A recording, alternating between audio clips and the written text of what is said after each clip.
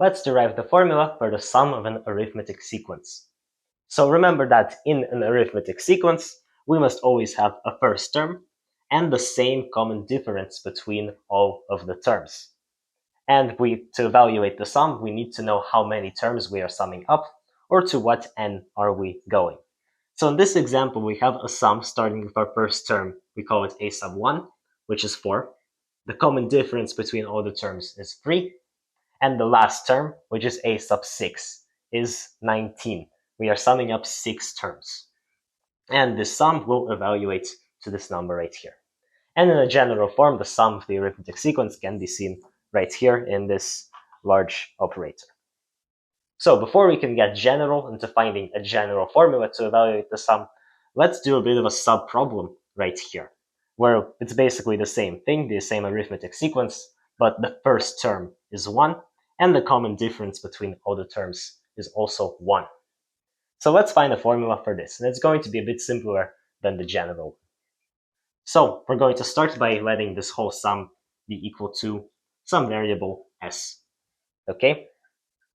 From here, we can do a very cool trick to continue evaluating this formula. Notice how this 1 plus 2 plus 3 all the way to plus n can be written with n in terms of with n being found in every term. Look at this. Let's have an imaginary 0 here. We're going to have, seems like n minus 0 plus n minus 1 plus n minus 2, and so on until we get to n minus n. This is the same sum. We're basically counting backwards. Notice how the last term, which is n, is going to be minus 0. The next is n minus 1, right? Because the common difference is 1 here. Then minus 2, minus 3, and so on until it backs on finally to n minus n, which is 0 right here. Plus 0, same thing. This basically is not needed, but it's needed to find the formula. So what do we notice in here? We notice that we're starting from 0, from 1, from 2, and we all have these n's in here.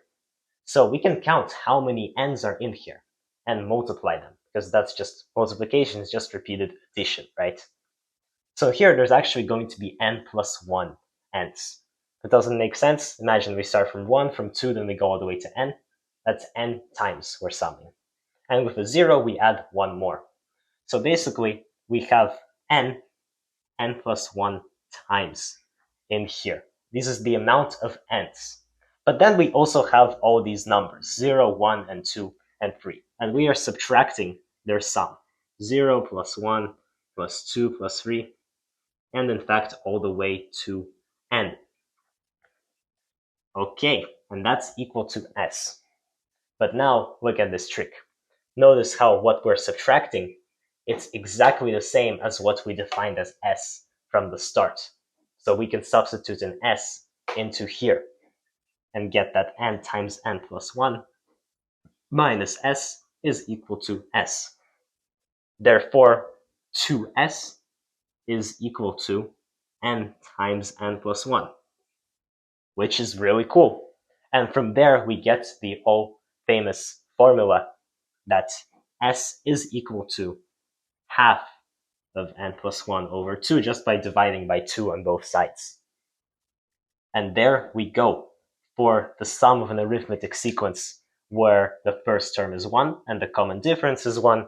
We get a very famous formula which you all likely already know. And we can actually use this formula to define the formula for a general sum of an arithmetic sequence. Let me show you how. So now we can get into the real problem, where we have this arithmetic sequence written in a general form. It's basically the expansion of this sum written right here. If you don't understand the sum, I'll quickly go over what this means. Basically, we start with our first term, and it's added to the common difference, but with 0. So basically, this common difference cancels out. So it is just the first term. After the first term, we add 1 times the common difference you see here. The first term plus the common difference, of course, not times the common difference. Then again, the first term plus 2 times the common difference, plus 3 times, plus 4 times, so on, until plus n minus 1 times the common difference. Remember that the common difference is d, and a sub 1 is the first term. And this last one a sub 1 plus n minus 1 times the common difference will be the last term of the sequence, and we call it a sub n. Here you see a sub n is equal to this. Why n minus 1? Well, it's basically because we start ordering our sequence with 1, not with 0. So because we have 0 here, you have to have n minus 1 over in the last one. This basically denotes the sum of an arithmetic sequence from a sub 1 to a sub n. Okay, and how are we going to evaluate the formula for this? Well, look at this. This is actually very nice. We have a ton of repeating a1s. And how many? Well, because we're trying to sum n terms, see in the example, we have n times a sub 1. This is going to equal, it's going to be n times a sub 1. Well, that's just the first part of it. From there, we also have all of these common differences. We have, right, plus 0d plus 1 times d plus 2d all the way to n minus 1d. And this is also extremely nice because now we can factor out d. We're going to get, again, n times a sub 1 plus d times all of these consecutive numbers up to n minus 1. And what do you notice here? Of course, in these brackets is our sum that we just proved in the last problem. The sum is going to be n times n plus 1 over 2. And n is going to be as the last term. So here it's going to be basically n times n minus 1. Okay, so n times a sub 1 plus the difference times, seems like n minus 1 times n over 2. And this is in fact the formula for the general sum of an arithmetic progression. But we can also make it look a lot better by turning some things in here into an a sub n. And it'll actually look quite similar to our formula where the first term was 1 and the common difference was 1. Watch this. We can keep going to simplify this expression. First, let's make it a bit nicer to look at by putting the n over 2 into the front of the side. It's going to be d times, right, times n minus 1. All right, that's equal to, let's just call it s for now because we'll need that later. Okay, now we can factor out n. We will get a sub 1 plus half of the remaining thing. Okay, half of that. So now what we can do is multiply this s by 2. What will 2s be equal to in regards to this formula? Well, if we multiply by 2, we basically multiply a1 by 2 and the 1/2, this whole thing with the 1/2 by 2. This distributive property right here. We still have n, but it's going to be times twice inside of it. And the 2 removes the half. That's why we multiplied by 2, in fact, to remove this half.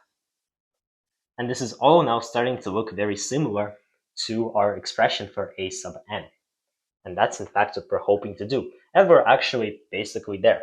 This is equal to n times a sub 1 plus a sub 1, right? 2a plus a sub 1 plus the rest. And we have got it now. This whole thing, a sub 1 plus d times n minus 1, is a sub n. So that is equal to n times a sub 1 plus a sub n. The first term plus the last term times n.